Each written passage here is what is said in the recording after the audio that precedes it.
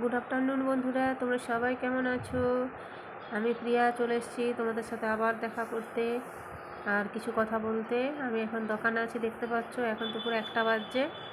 মুখের কি অবস্থা দেখতে পাচ্ছ, ভুতনি হয়ে গেছে একবারে। আর এই জামাইবাবু বসে আছে, আর এদিকে রোদ দেখো যেন গিলে খেতে আসছে। এত রোদে আর ভালো লাগছে না।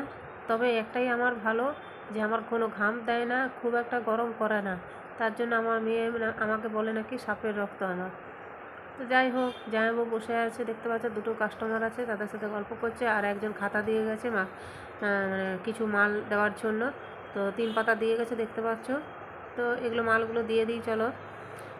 আর আমার মেয়ে তো খুব ঘেমে যায় গরমে, খুব কষ্ট হয়, তার জন্য বলে আর কি। আর এই দেখতে পাচ্ছ কত মানুষ গরমে কষ্টে সব কাজ করছে।